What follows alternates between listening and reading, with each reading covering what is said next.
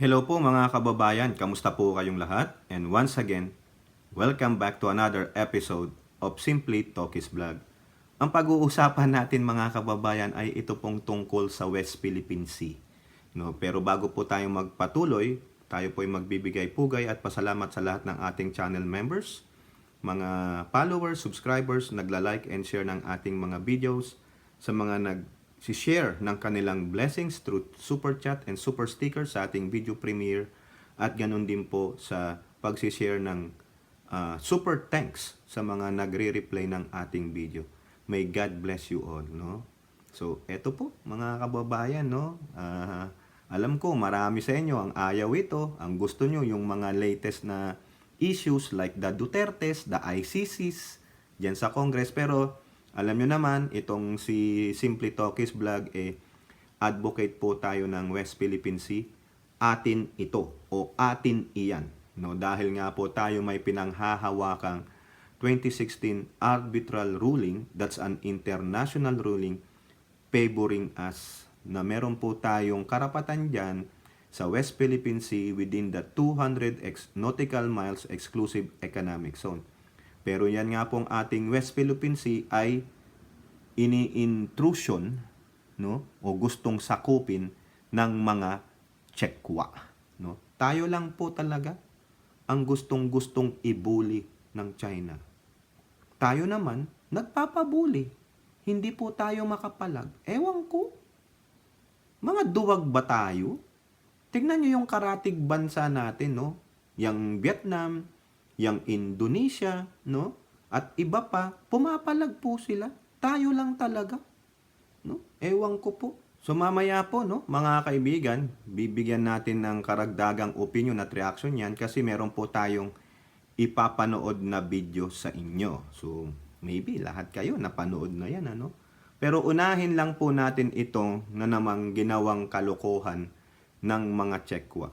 Kung maalala nyo, meron po tayong video dyan na kung saan gusto po ni DND Secretary Gibo Teodoro na palakasin pa ang military presence dyan po sa ating island of Batanes kasi close po yan sa Taiwan, no? Gusto niyang magdagdag ng kasundaluhan dyan, no? Ang ating defense.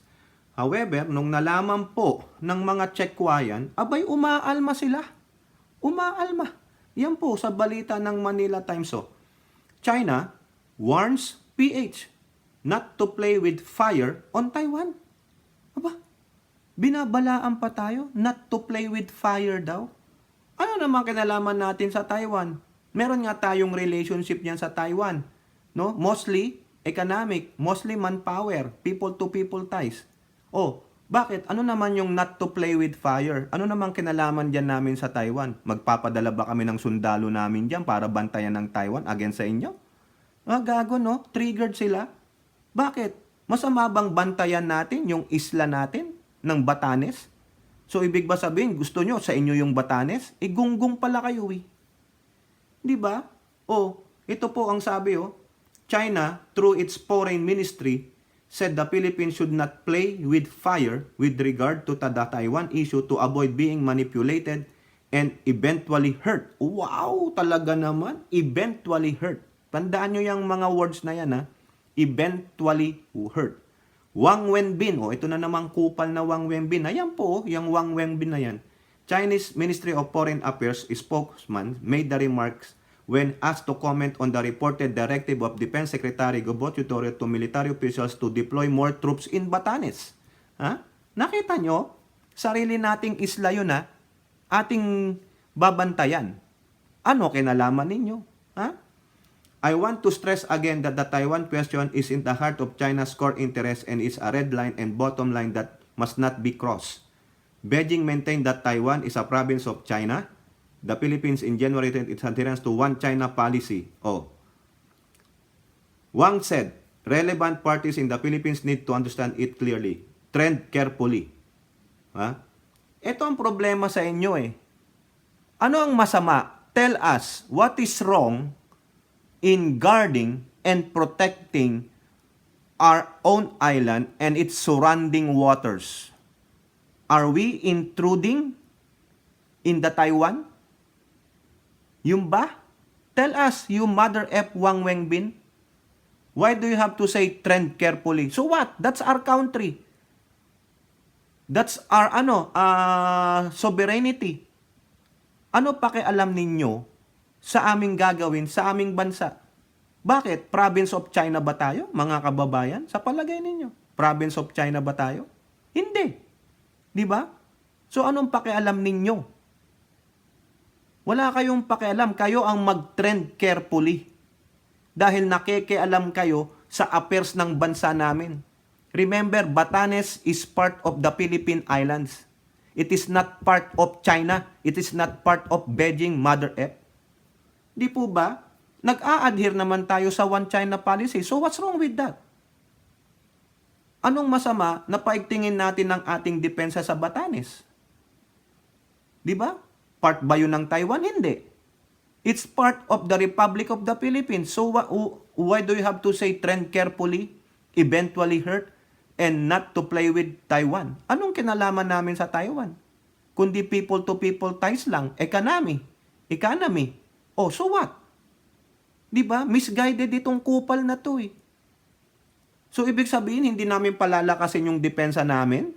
So, just in case merong intrusion sa aming bansa through Batanes, madali kaming sakupin? Ganun? O baka naman may bala kayo sa aming Batanes? Maybe you're the one planning to intrude. No? Nasakupin yung Batanes. Kasi feeling ninyo, Philippines is the province of China because of this Mother F na Prime Minister ni Baal. Itong gago na ito. Itong PI na ito. Di ba? So what? Karapatan namin yan. Sino ka? Who are you? Di ba? Wang Wenbin. Listen to me and listen to me good. Who are you? F you. Di ba? O ngayon, sumagot po dyan si DND Chief. Manila Bulletin. Sa ibang balita po sabi dyan, wala kayong pakialam. No? Diyan po sa Philstar, sabi lang, China has no say. Ha? Sa Philstar, sabi dito, China has no say in Batanes military plans. O ayan, pero yung laman po ng balita na yan, pareho lang sa Manila Bulletin. Magkaiba lang po sila ng name, no? Sabi dito, DND warns China for provocative rhetoric. Ha? The DND has cautioned China for issuing provocative rhetoric related to efforts by the AFP to increase its presence in Batanes, the country's northernmost province that is less than 200 kilometers from Taiwan. DND spokesperson director Arsenio Andolong said China has no right to dictate what the Philippines intends to do in its own backyard since it is an independent country. Correct. So once again, Wang Wenbin, who are you? We are not your province, Mother F. You don't have the say to what we're gonna do to our own country. We are an independent country. We have our own sovereign rights. We have the jurisdiction to that island. Philippine flag has been erected on that island. It's not a Chinese flag, Mother F. Di ba? The Defense Department stresses that Batanes is Philippine territory and China has no business warning the Philippines about what it does within its territory, Andolong said on February 10. China should refrain from engaging its provocative rhetoric and activities if it truly wants to earn the widespread trust and respect that is trying so hard to gain but has so far been unable to. Correct. Tama yan, no? Andolong further stressed that part of the mandate of the DND is to secure the sovereignty of the state and integrity of the national territory as enshrined in the Philippine Constitution. As such, we are pursuing a comprehensive archipelagic defense concept to address our vulnerabilities and enhance our capability to defend our national interests through certain long-term plans, which include upgrades in our facilities and deployment of personnel. The issues stem from the reaction of Chinese Foreign Ministry spokesperson Wang Wenbin to DND Secretary Gobo Teodoro Jr.'s directive to the AFPs to fortify the military and defense outposts in the northern frontier, yung Mabulis Island. So kayo mga kababayan, anong masasabi nyo dyan? No? Pinakikialaman tayo, hindi naman tayo probinsya ng China at hindi sila kabahagi ng ating konstitusyon. So anong pakialam ninyo, no? Masyado kayong pakialamero, mga tsekwang mga hinayupak. Nakakabanas mga kababayan eh. Wala naman kayong kinalaman sa aming konstitusyon. Ni hindi nga namin kayo pinakikialaman sa inyong bansa eh. Tapos kayo nakikialam kayo sa amin. 'Di ba? Mga gago eh. Kung hindi ba naman kayo mga gunggong. Oh, eto pa mga kababayan. Ito ang matindi, no, na pangyayari diyan sa West Philippine Sea, yung walang sinasabi si Tamilmil. Ha? O, ipapakita ko sa inyo yung mga video, wala nga lang sounds ito, mga kababayan, 2-part video po ito, courtesy of Philippine Coast Guard through Commodore J. Tariela, the spokesperson ng West Philippine Sea, no, diyan po sa kanyang X account. Panoorin nyo po.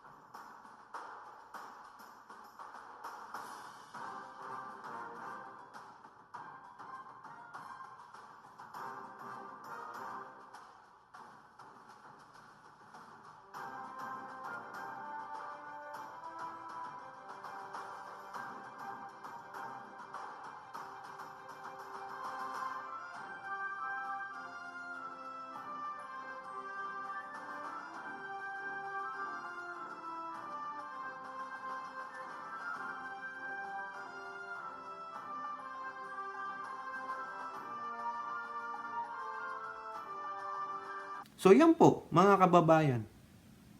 Hinarang na naman tayo ng mga Chinese Coast Guard. Naglalayag yung ating Coast Guard sa ating karagatan. Hinarang. Oh, buti na lang mahuhusay ang ating Coast Guard. Kayo ba, anong mapipil ninyo? Habang nagdadrive kayo, no? You're cruising along. Bigla na lang kayong kinat. Anong mapipil ninyo? Malamang mapapamura kayo. Di ba? Itong mga Chekwa, talagang they are provoking. Yung provocateur. They are provocating. Nagpro-provoke sila. Lahat na lang ng word na provoke. Nagpro-provoke talaga sila. They're trying. No? Tapos sasabi nila, binangga kami. Gago pala kayo. Kayo ang humarang eh. Di ba? Kayo na mga drivers, no? Hinarang kayo. Sino may kasalanan? Kayo? Kayo pa na nakabunggo pero hinarang kayo? Hindi naman siya mabubunggo kung hindi niya hinarang intentionally. Intentionally, ha? Di ba? Sino may kasalanan? Ikaw o yung humarang sa'yo? Sabi ko nga sa inyo, you're cruising along. Bigla kang kinat, nabunggo mo siya. Sino may kasalanan? Ikaw pa. Nawala ka namang kaalam-alam, bigla ka nalang hinarang, nabunggo mo siya. Ganyan po ang China. Tapos magsasabing, provocation. Kayo ang nagpro-provoke eh. Mga gunggong pala kayo eh. Di ba? Ito, sa balita lang ng ABS-CBN. Philippine Coast Guard accuses Chinese vessels of dangerous maneuvers. Ayan. Dangerous talaga. Kung nabunggo yun, di ba? Parehong perwisyo. Ang laki-laki ng barko ng China. The PCG on Sunday accused China vessels of dangerous maneuvers during a 9-day patrol near a reef of the coast of Southeast Asian country. The Philippine vessels, BRP Teresa Magbanwa, was sent in early February to patrol the waters around Scarborough Shoal, a rich fishing ground in the South China Sea, and deliver provisions to Filipino fishermen and ensure their safety. The reef has been flashpoint between the countries. Ayan, yan. Since then, Beijing has deployed patrol boats that Manila says harass Philippine vessels. Tignan nyo ha. Sila ang nanghaharas, sila ang nang pro-provoke, pero binabaliktad nila. Mga sinungaling tong mga Chekwa eh. That harass Philippine vessels and prevent Filipino fishermen from reaching the lagoon where fish are more plentiful. During the patrol, Chinese Coast Guard vessels perform dangerous and blocking maneuvers at sea against BRP Teresa Magbanwa 4 times. 4 na beses, hindi lang isang beses mga kababayan. With the CCG vessels crossing the bow of the PCG vessel twice. Tingnan nyo yan. Kita nyo yung siguro yung nagdadrive ng barko, hiram. asar na yan, no? Kung pwede nga lang, bungguin ko na eh. Kaso ang tindi po ng pasensya eh, no? The Philippine Coast Guard said its ship was also shadowed, hindi lang hinarang, hindi lang hinaras, sinadow pa by 4 Chinese Coast Guard vessels on more than 40 occasions sa 9-day na pag-iikot ng Teresa Magbanwa. 40 times silang sinado, no? Ilang beses silang hinaras ng mga Chinese Coast Guard. Chinese Coast Guard spokesperson Gan Yu hit back saying the Philippine vessels have illegally intruded into the water several times. Wow! Illegally pa daw tayo dun sa ating West Philippine Sea. Ha? O ayan, nakita nyo naman yung video, ha? O, so anong gagawin natin dito? Diplomatic protest na naman. Di ba? O, eto pa, sa balita ng Inquirer, ang sabi diyan, China violated anti-collision rules in latest West Philippine Sea incident ayon sa PCG. Yan yung larawan. Ayan yung nakita nyo, napanood nyo sa video. Ha? China violated international rules to prevent maritime collisions during the Philippine Coast Guard 9-day patrol in Bajo de Masunloc. Ayan po ang sabi ni PCG Commodore spokesperson for West Philippine Sea, J. Tariela. According to Tariela, the PCG monitored 4 Chinese Coast Guard vessels and 4 Chinese maritime militia boats near the BRP Teresa Magbanwa.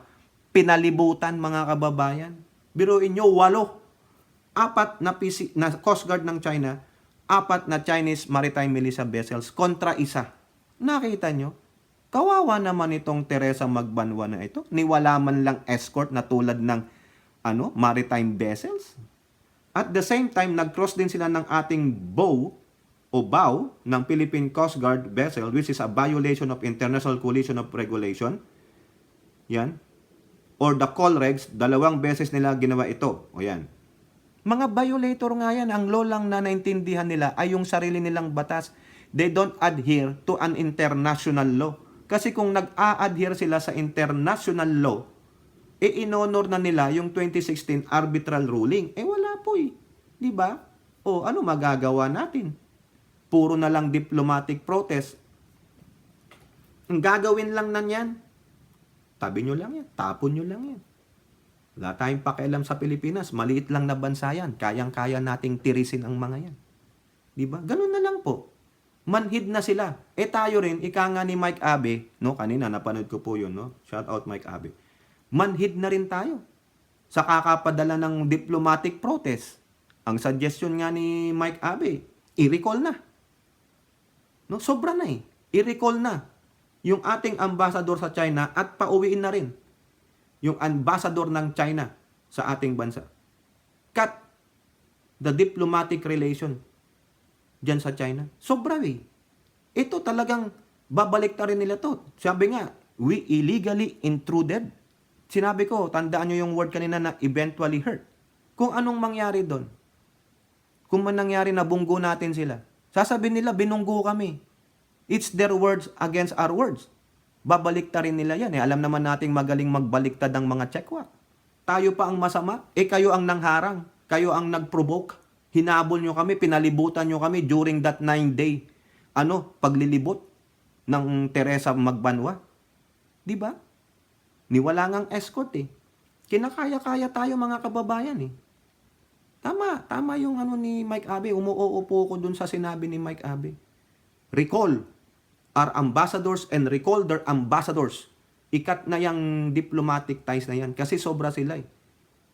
Akala ko ba nag-usap na kayo? Paano aanuhin yung usapan dyan sa South China Sea o sa West Philippine Sea? Wala rin. Di ba? Kumbaga, mga ahas, traidor. Di ba naalala nyo? Binlag natin to. Nag-usap na yung ating DFA doon. Representative sa Shanghai pa. Paano magkakaroon ng maayos na dyan sa ating karagatan? Ha? Okay na, sabi lang, nag-cool down. Ano na naman? Wala pang 1 buwan, mga kababayan. Eto na naman yung Coast Guard nila. Sino nagmamando dyan? Di yung presidente, yung kanilang Communist Party. Di ba? Simula na naman sila eh. Sila talaga ang antagonistic. Sila ang provocative. Tapos babalik ta rin. Sila ang nanghaharas. Kailan ba natin sila hinaras? Tayo lang ang binubuli. Tama po si Mike Abe ulit. Tayong bansa lang ang palaging binubuli. Ba't hindi nila mabuli yung Vietnamese? Ba't hindi nila mabuli yung Indonesia? Kasi pinapalagan po sila. I-water cannon sila. Iwa-water cannon din. Tayo, pag winater cannon, takbo lang. Wala. Kaya tayo ang favorite ibuli ng mga Chekwa kasi nagpapabuli tayo. Takot na takot tayo. Ano ba kinakatakot ninyo? Ginera ba ng China ang Vietnam? Nung nakipagbarilan ng tubig? Ginera ba ng China ang Indonesia kung nakikipagbarilan ng tubig? Ginera ba nila ang Japan kung nakikipagbarilan ng tubig dyan sa East China Sea? Wala. Di ba? Tayo, binobomba ng tubig, hinaharangan, wala lang. Puro lang tayo dakdak. Kaya sa isip-isip nila, mga duwag naman ang mga Pilipino. Titirisin lang natin sila. Kasi nga, in-enable nito. Itong Prime Minister ni Baal ang nag-enable dyan sa mga Chekwa during his term. Para lang, wag na natin ganunin. Nasaan na yung pagka-Andres Bonifacio natin na sinasabi ni Robin? Nasaan na yung mga ano nyo dyan? Ikaw, Robin, Bato sa Senado. Bakit wala kayong statement dyan? Ikaw, Sara Tamilmil, bakit wala kayong statement? Ha? Wala Walang kakampi. Ang Coast Guard. Kung di sinisiraan pa ng mga kapwa Pilipino. Bakit? Kasi may na-infiltrate Na-infiltrate ng China. Paano? Mukhang mas malaki kumita Mas pinapalamon sila ng kwarta ng China Ako po, mga kababayan, naputol na naman. Mukhang nagluloko na itong ating gadget, no? So, balik tayo doon sa usapin ng pangbubuli nitong mga Chekwa na ito, no? Takot na takot tayo, mga kababayan. Hindi lang tayo makapalag sa kanila, no? Water cannon, harassment, no? Puro lang tayo diplomatic protest. Bakit hindi tayo tumulad doon sa mga karatig bansa natin? No? Nasa sobrang bait natin, no? Talagang ine-amplify natin si Jose Rizal. Gamitin na lang natin sa pluma. Paano na yung si Robin Padilla? Nasaan na yung pagka-Andres Bonifacio? No? Wala Kaya kakaya-kayanin po tayo ng mga Chekwa. Pinagtatawanan tayo ng mga yan. No? Wala. Surrender tayo Bow down No? Saka alam nila na mas marami pa ang kakampi sa kanilang mga Pinoy. Hoy, hindi po. Dahil ba dito? Sa hinayupak na ito? Hindi na po yan ang presidente. Ang presidente ngayon ay si Ferdinand Bongbong Romualdez Marcos Jr. Di po ba? Antayin nyo lang mapuno na ang salop, ika nga nila. Kailangan mapuno na ang salop. Sobra na po Dapat na talagang kalusin Kung iwa-water cannon tayo, i-water cannon nyo na rin yan. No? Tapos kung naglalayag sila sa ating West Philippine Sea, gawin nyo yung ginagawa nila sa atin. Hinaharang tayo. Kumbaga, i-water cannon nyo rin sila. Ganyan lang yan. Palagan nyo na. Tama ng pambubuli. Tinatawanan tayo. They will keep doing that until we resist their aggression.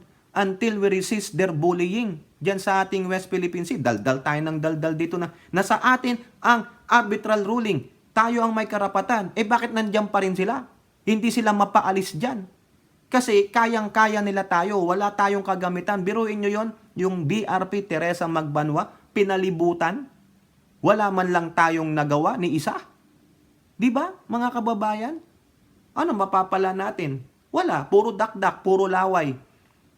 Complain tayo ng complain, pero walang ginagawa. Di ba nga sabi nga, nasa Diyos ang awa, nasa tao ang gawa, pero wala tayong ginagawa. Anong ginagawa lang? Puro daldal, puro pa-video, puro file ng diplomatic protest. Wala naman Wala nangyayari sa ating diplomatic protest. Wala. Di ba? Ilang libo ng diplomatic protest, walang nangyayari. Wala rin ginagawa ang international body kasi takot sila sa China. Yun lang yan. Naiiwan tayo. Sila, sige, tutulungan namin kayo. Ganito. Wala naman. Di ba? Tayo lang. So, anong gagawin? Pangulong Marcos, ano gagawin? Kita mo yan, Hirap na ang ating Coast Guard. Hirap na yung ating Navy dyan. Sa kakaiwas sa kanila, ganun na lang ba? Pabubuli na lang ng pabubuli. Ano gagawin natin? I-water cannon nyo. Para umalis sila dyan, yung mga militia vessels nila. Hilahin ninyo, paalis ng ating exclusive economic zone. Kung magreklamo sila, so be it. Mag-file din sila ng diplomatic protest. Di ba? Kung yung ibang bansa pinapalagan sila, bakit tayo hindi makapalag? Parang sige, kunin nyo na ang lahat sa atin. Di ba? Parang awit yun. Di ba? Isusuko ko na lang para hindi na kayo mahirapan. Wag na kasi hahagisan tayo ng nuclear bomb kasi yan ang sinabi nito eh. Itong ungas na ito eh. Ito pala ang duwag eh. 'Di ba? Paano? Meron siyang doon sa China eh. May vested interest sila eh. 'Di ba? Asa na ang mga Chekwa diyan sa Davao? Ano na tinulong ng mga yan? Meron na ba kayo naipakita? Ang minamagnify ninyo, yung pagiging epaltiko ni speaker? Yung ba? O nasaan? Ipakita nyo sa amin yung tulong ng mga Chekwa. Wala. Sino pa ang tutulong? O yung binastos, yung minura ni Digong. Ayan o. US pa ang tutulong. Magpapadala ng aid, 1.25 million. No? At tumutulong sila sa pagdadala ng mga relief goods ng DSW dyan sa Davao. O, nasaan ang Chekwa? Nasaan? Diba? Yan dapat ang i-magnify ninyo kung talagang gusto nyong ipangalandakan sa amin na may ginagawang tulong ang mga Chekwa. Hindi, ang alam lang nila iharas tayo kasi mga pangsariling interes. Remember, yung West Philippine Sea, napakalaki ng yaman yan in terms of gas, in terms of oil, and the richness of life in that water. Napakaganda ng ating corals dyan. Napakagandang daming isda dyan. Pero itong mga Chekwa ang gusto, sirain yan. Kaya gustong-gusto nilang tumambay dyan sa ating West Philippine Sea kasi napakayaman talaga. Uulit-ulitin ko, Pearl of the Orient nga tayo eh. Tayo ang pinakamalaking pearl. Napakahalaga. Pero wala. Binababoy din natin ang sarili nating kalikasan tulad yung nangyari dyan sa Davao. Diba? Illegal logging. Bakit nagkaganyan? Hindi man lang nakita ng LGU yan ng Davao de Oro, yung na landslide. Anong ginawa ninyo? Di ba? O tapos, sa West Philippine Sea, pinapabayaan lang na nating mabuli tayo ng mabuli. Diplomatic protest. Di wala. Di walang mangyayari mga kababayan. O, nakakaasar na. Dapat nang pumalag dyan sa mga yan. O kayo po, ano pong inyong masasabi, no? Comment down below and don't forget to like and share. Hope to see you on the next videos. Bye-bye. God bless.